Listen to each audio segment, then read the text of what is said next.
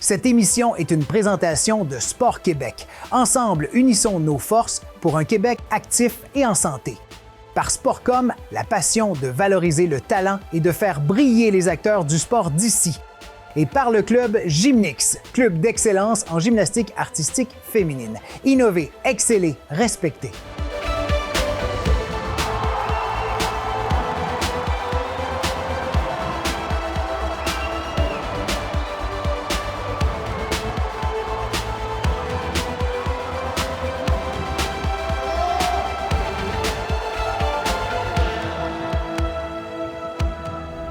Bonjour et bienvenue à Rendez-vous sportif, l'émission qui vous plonge au cœur des événements, qui met en vedette le sport de chez nous.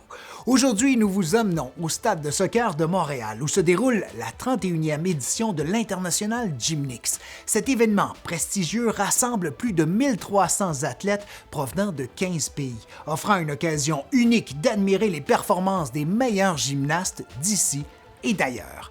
Nous vous proposons de vivre les moments forts du volet de la compétition internationale senior, où l'élite rivalise d'adresse et de grâce. Vous verrez notamment en action la médaillée au championnat du monde et championne olympique de Paris, Kayla Nemours, à l'œuvre. Bien que la compétition se déroule sur plusieurs engins, nous allons nous concentrer aujourd'hui sur les prestations des athlètes sur les barres asymétriques et le sol. Plongeons ensemble dans l'univers fascinant de l'International Gymnix.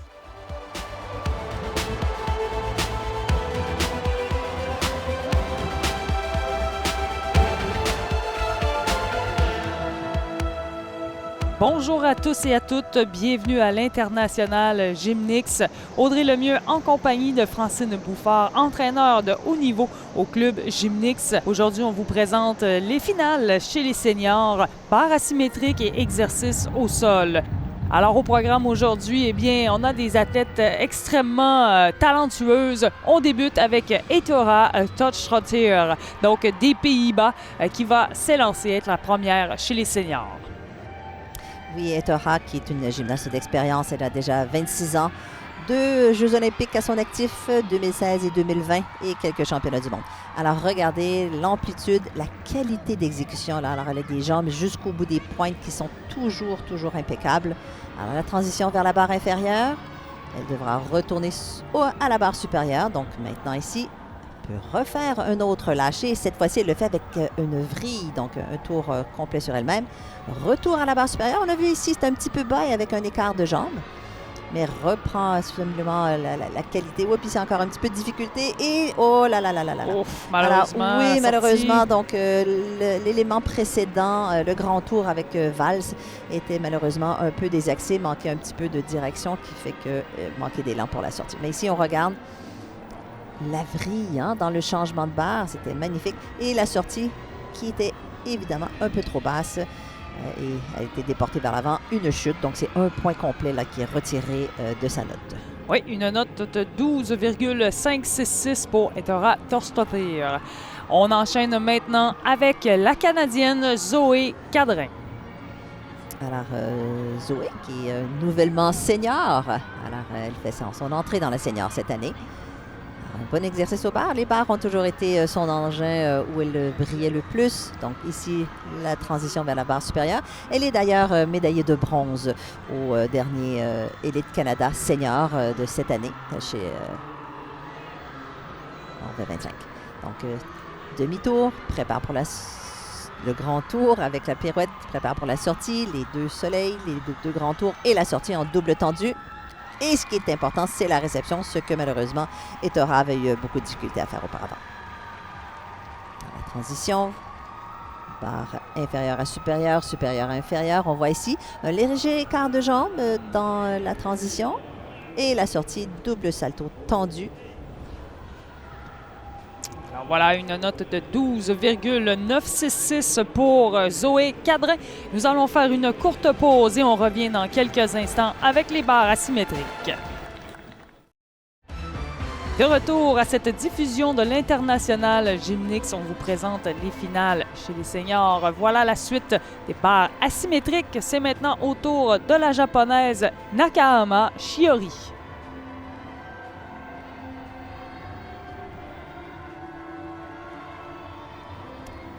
Alors, il y aura une transition vers la barre supérieure. On voit la présence de l'entraîneur qui est là lors des éléments avec plus de difficultés. Donc, lorsqu'il fait un changement de barre comme ça ou qu'il y a un lâcher de barre, l'entraîneur a le droit d'être sur les tapis pour justement prévenir s'il y avait une chute, la sécurité de l'athlète.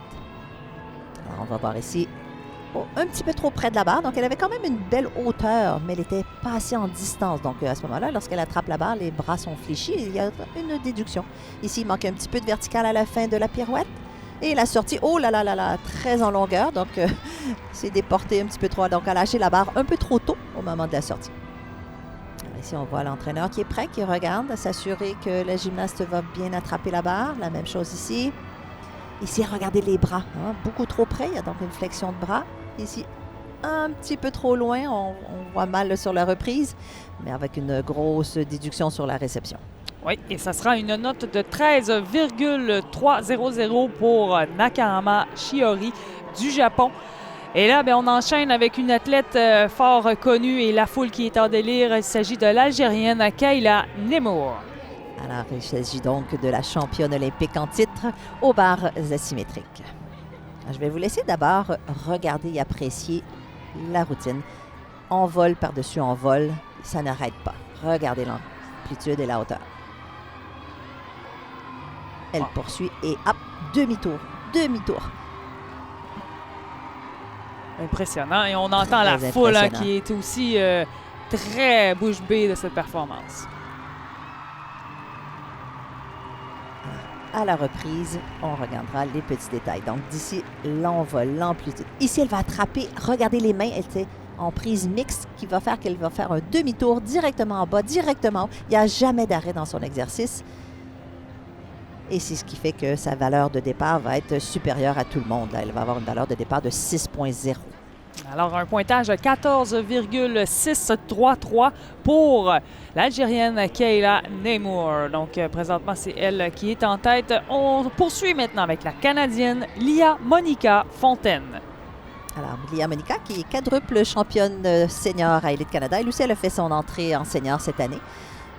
Alors, elle a gagné la médaille d'or partout, sauf aux barres asymétriques. Elle a réussi ici à faire la finale des barres. Alors, ici, un changement de direction et en même temps par un salto qui est un petit peu bas, un petit peu plus près de la barre. Donc, les juges, à ce moment-là, vont voir à enlever des petits points ici dans le salto. Dans les guerres, c'était très haut. Transition vers la barre inférieure. On va retourner à la barre supérieure avec la transition avec le demi-tour. Et il ne lui reste qu'à préparer la sortie. À espérer que la réception sera en contrôle. Oh, malheureusement, un petit peu trop de rotation sur la fin du salto. Et elle est déportée vers l'arrière avec un grand pas qui va être environ 3 dixièmes de déduction. Voilà ce que ça donne à la reprise. Alors, c'est jamais évident de passer après la championne olympique. On doit avouer que lorsque la gymnaste suit, il y a quand même une petite pression sur elle là, de pouvoir faire son exercice aussi bien. Alors, une note de 12,900 pour Lia Monica Fontaine, la Canadienne. Alors voilà les résultats pour l'International Gymnix 2025. C'était les barres asymétriques. Et là, ben, on est sur l'épreuve de poutre avec Kayla Nemour, l'Algérienne. Alors, regardez ici la prestation de sa cire acrobatique avec les mains, sans les mains, sans les mains. Donc, 3 éléments consécutifs pour... les gens bien avertis savent probablement la dimension d'une poutre, mais pour les spectateurs qui connaissent un peu moins, la largeur est de seulement 10 cm. Donc 10 cm, ça veut dire que vos 2 pieds ensemble débordent de la poutre. Les 2 mains vont aussi un peu déborder. Alors 10 cm, c'est vraiment très, très mince pour exécuter tous les éléments ici que les athlètes vont faire. Donc ici, c'était une roue sans les mains. Alors, un petit peu comme aux exercices au sol, à la poutre, c'est important d'avoir des éléments qui vont avoir de la chorégraphie, des éléments qui sont variés, plus près de la poutre, en hauteur, des éléments vers l'avant, vers l'arrière, sur le côté. Donc, on essaie d'avoir une variété dans tous les éléments, dans les sauts également. Donc là, ici, il lui a manqué peut-être un petit peu de rotation. Donc, les pieds n'ont pas été complètement en demi-tour au moment du contact avec la poutre, d'où le déséquilibre. Ici, le saut de main 100 mètres, très bien réussi. Et elle va se préparer pour la sortie qui est également très complexe. Donc, 2 éléments préparatoires à la sortie. Donc, vers l'arrière, le flic-flac à une jambe, le flic-flac à 2 pieds et le double salto carpé. Donc, on voit que la réception là, était peut-être un petit peu basse. C'est pour ça qu'elle a fléchi beaucoup les genoux, mais presque sans bavure quand même. Donc, son score le reflète. Sa valeur de départ est de 5,7. Oui, c'était 14,2 pour l'Algérienne Kayla Nemour. On poursuit maintenant avec la Canadienne Alyssa Guerrier-Calixte. Alors, Alyssa, 16 ans, elle aussi fait son entrée dans la senior cette année. Elle est une valeur de départ de son exercice de 5,4. Donc, pas très, très loin quand même de Kalia. Ici, une tirée acrobatique vers l'avant, assez rare quand même. Donc, le saut de main, salto avant. Elle enchaîne avec la double pirouette. Donc, prend beaucoup de risques, Alyssa. Donc, la poutre, comme je disais, c'est 10 cm. Elle doit présenter des éléments qui sont variés, elle aussi. Alors ici, un enchaînement de 2 sauts avec demi-tour. Les deux avaient un demi-tour. C'est rare, ça aussi, qu'une athlète doit prendre tous ses risques. Donc, on sent que Alyssa est une fille qui aime faire de la poutre. Enfin, je dis aime, j'espère bien qu'elle aime ça, parce qu'elle est vraiment phénoménale à la poutre. Ici, beaucoup d'amplitude dans son salto, qui était cette fois-ci en position groupée, mais de direction latérale.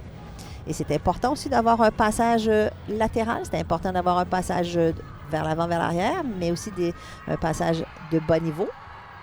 Alors, il lui reste maintenant que la sortie. Pour l'instant, en tout cas, ça a bien été. Oui, l'approche, le double salto, un petit peu déporté vers l'arrière. Donc, une petite déduction sur le pied, mais vraiment un bon exercice pour Alyssa. 13,533 pour Alyssa Guerrier-Calixte du Canada. On revient avec les épreuves au sol. De retour à l'International Gymnix, on vous présente les finales chez les seniors. On est aux exercices au sol. La première athlète à s'élancer, il s'agit de la Suissesse Annie Wu.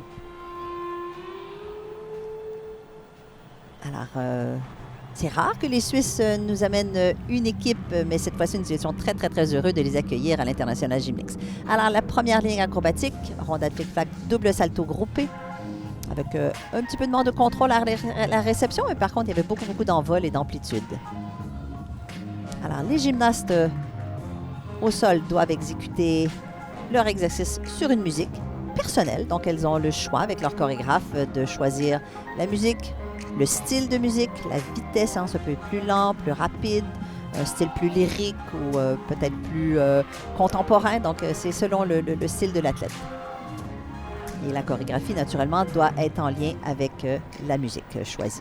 Donc ici, elle a fait, dans sa deuxième ligne acrobatique, un élément arrière, donc la vrille demi-arrière, immédiatement au rebond, le salto avant avec demi-tour. Je crois qu'elle aurait dû faire une vrille complète et que finalement, puisqu'elle était trop basse, elle décide de faire juste un demi-tour. Donc c'est très judicieux de sa part de faire ce choix parce que probablement qu'elle aurait eu une chute, avoir fait la vrille complète. Donc le passage au sol, la pirouette ici qui est obligatoire.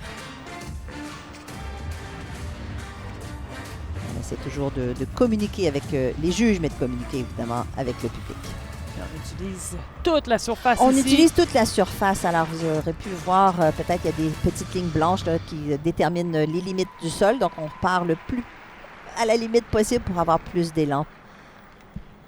Voilà la reprise de Annie Wu. Et le double salto, et elle va rebondir un petit peu loin de la ligne. Alors ici, elle aurait dû faire certainement une double vrille, mais comme elle était un petit peu trop basse, elle a anticipé le deuxième salto. Malheureusement, elle n'a pas pu compléter la vrille complète. Et le double salto carpé en dernière ligne acrobatique. Pointage de 12,300 pour l'athlète de la Suisse, Annie Wu. On enchaîne maintenant avec la japonaise Asumi Morishita.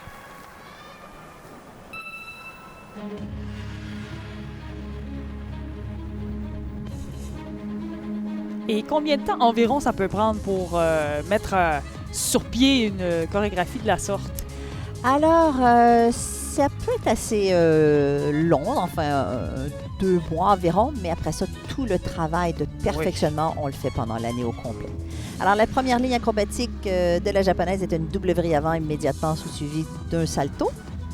Ici, elle a malheureusement complété un petit peu trop longtemps la rotation. Elle aussi, elle est sortie du sol. On a vu rapidement le juge de ligne lever le drapeau blanc pour signifier qu'il y aura une déduction à apporter.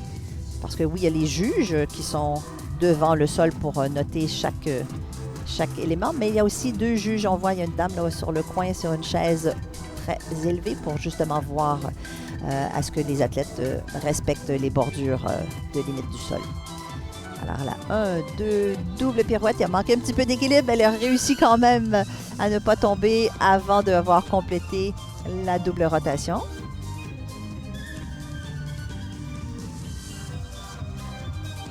Donc, on essaie d'avoir beaucoup d'élégance, beaucoup d'extension, beaucoup d'amplitude dans chaque partie du corps. Ici, la double vrille avant, donc une belle réception. C'est pas facile de faire les réceptions vers l'avant comme ça. Et la fin de l'exercice. Et est-ce qu'au niveau cardiovasculaire, on peut être très essoufflé? Ça paraît vraiment pas. Hein? C'est très demandant. Nous, on est dans un système anaérobie, donc c'est pas long. L'exercice doit durer un maximum d'1 minute 30 dans lequel on fait pas de pause, hein, comme vous avez pu voir, du début à la fin. Si c'est pas les acrobaties, ce sont les sauts. Si c'est pas les sauts, c'est les pirouettes, c'est la chorégraphie, donc c'est très demandant. Impressionnant. Alors voilà la note pour Asumi Morishita, 12,8. On revient après la pause avec la suite des épreuves au sol. De retour à cette diffusion de l'International Gymnix. Toujours dans les finales chez les seniors, on est aux exercices au sol. On vous présente la performance de la Canadienne Lia Monica Fontaine. Alors, Lia Monica qui, comme je disais en début d'émission, elle est nouvellement senior. Elle a gagné Élite Canada. Elle est la championne au sol. Alors, regardons son exercice. Double salto tendu, donc c'est parmi les éléments les plus complexes à faire au sol. Lia va nous démontrer un exercice au sol avec beaucoup d'équilibre, je dirais, entre les difficultés acrobatiques et, comme là, elle a fait une double pirouette d'une valeur D. Alors ici, la vrille avant, immédiatement, rondelle flic-flac, double salto. Donc, elle est très, très puissante. Elle lui a donné encore un petit peu trop d'élan là, sur la fin de la réception. Pour elle, c'est difficile plus de se contrôler que de démontrer sa puissance. Ici, presque quadruple tour. C'était à ce moment-là une valeur E pour la quadruple pirouette. Malheureusement, les juges vont lui accorder que la valeur C, qui est une triple pirouette. Hein. On doit vraiment compléter l'élément pour avoir la valeur souhaitée. Donc, c'est ça. Une autre pirouette ici. 1, 2, 3. Donc, elle maximise vraiment tous les aspects du code de pointage, autant dans les éléments acrobatiques que dans les éléments gymniques, pour aller chercher une valeur de départ le plus élevée possible. Ça va bien pour la Canadienne. Oui, une autre ligne acrobatique, le double salto en position carpée. Alors, les juges vont calculer 8 valeurs les plus élevées. Donc, dans le cas de Lia Monica, elle va en avoir 4 éléments acrobatiques et à ce moment-là, 4 éléments également en éléments gymniques pour donner sa valeur de départ de 5,3 si ma mémoire est bonne. Voilà la reprise que ça donne, beaucoup de hauteur aussi. Oui, et puis on a vu le grand pas, le sursaut arrière qui était quand même assez élevé, donc probablement un 3/10 de déduction juste sur la réception à ce moment-là. Ici, regardons la réception. Encore une fois, un grand pas derrière qui serait aussi une déduction d'environ 3/10. Alors, félicité par son entraîneur. C'est une note de 13,500 pour la Canadienne Lia Monica Fontaine. On poursuit avec une autre Canadienne. Cette fois-ci, c'est au tour d'Alyssa Guerrier-Calixte. Qu'on a vu précédemment à la poutre avec un exercice qui était impeccable. Alors, voyons ce qu'elle pourra faire au sol. Elle est médaillée d'argent au sol à Élite Canada. Alors, c'est également un engin qui, pour elle, est très, très fort. La première ligne acrobatique, le double salto avec la vrille. Vous avez vu l'amplitude, hein? Les mots s'est élevé très, très haut dans les airs. Et elle doit poursuivre. Il n'y aura pas eu d'arrêt. Hein? Depuis le début, là, si ce n'est pas de la chorégraphie, c'est les pirouettes. Donc ici, double pirouette avec un petit peu plus de rotation que nécessaire. Se prépare le salto avant. Immédiatement, rondelle flic-flac, double salto carpé. Beau contrôle sur la réception. Vous avez vu, le pas est tout petit. Alors à ce moment-là, c'est juste 1/10 de point. On avait vu précédemment, Lia Monica avait fait un grand pas derrière où il y a eu 3/10 de déduction. Alors, les juges regardent chaque petit détail. Ici, on veut avoir des sauts en grande amplitude. Donc, on veut voir un écart de 180 degrés, comme ici. Le premier saut en manquait peut-être un tout petit peu, mais à la suite du deuxième saut, elle a démontré toute la flexibilité qu'elle est en mesure de faire. 1, 2, double pirouette.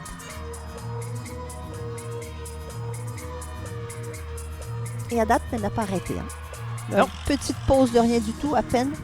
Si l'athlète arrête 2 secondes, elle aura une déduction, encore une fois. Donc, je parle juste de déduction depuis tout à l'heure, mais malheureusement, c'est toujours de cette façon qu'on départage les athlètes.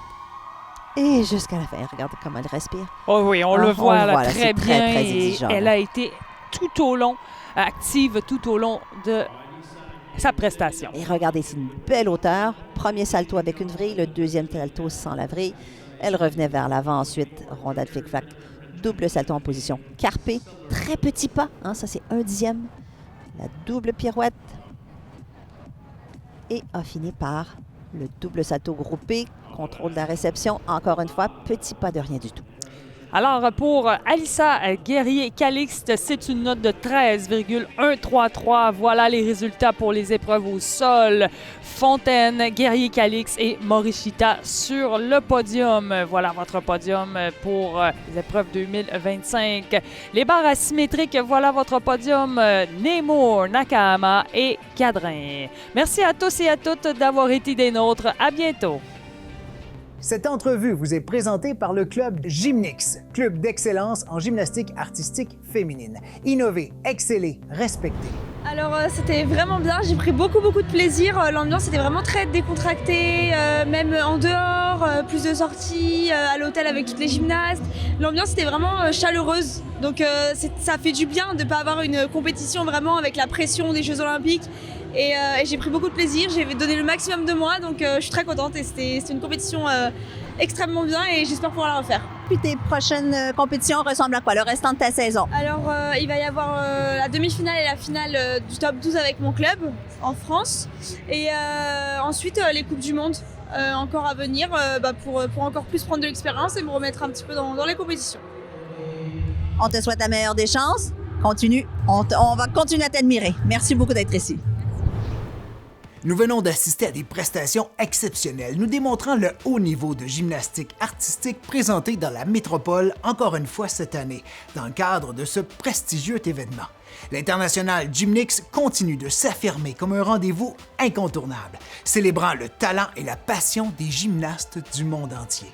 Merci de nous avoir suivis dans cette immersion au cœur de l'International Gymnix. Nous vous donnons rendez-vous prochainement pour une nouvelle édition de Rendez-vous sportif. Cette émission vous a été présentée par Sport Québec. Ensemble, unissons nos forces pour un Québec actif et en santé. Par Sportcom, la passion de valoriser le talent et de faire briller les acteurs du sport d'ici. Et par l'International Gymnix. Suivez-nous sur nos réseaux sociaux et abonnez-vous à notre infolettre pour connaître les détails.